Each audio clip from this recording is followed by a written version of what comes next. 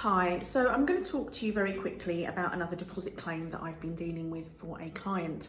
So this is a letting agent and they took a deposit for a room in an HMO about 18 months ago.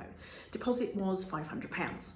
Now, they went through the motions of protecting the deposit, but it has come to light in the last couple of days that actually what they protected was the original holding deposit of £130 rather than the full security deposit of £500 that they took.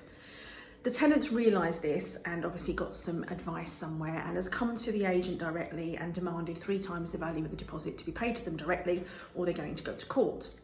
So I've spoken to the letting agent about this situation and what they can do and how they can talk to the tenant. So first of all, we need to look at where this legislation comes from, and it's the Housing Act 2004, section 213 to section 215. And this is the area that deals predominantly with the deposit protection, how to protect it and the penalties for not doing it correctly. Now, absolutely, in this case, there is a breach of those regulations. The deposit has not been protected correctly. The deposit has been protected in part, £130 of it.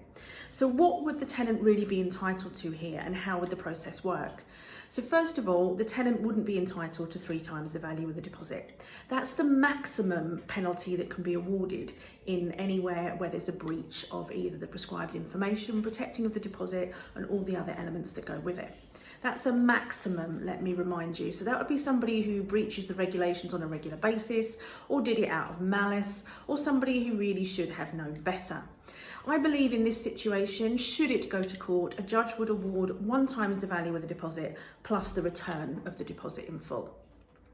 So I've talked this through with the letting agent and advised them to go back to the tenant and basically have that conversation. The tenant needs to understand, should they go to court, how much that's going to cost them. Yes, of course, they can claim the cost back, but it's going to be a lengthy process and it's likely that the judge is only going to give them 1 time. Is it worth it? So the letting agent went back and had this conversation, and he's just advised me that the tenant has agreed.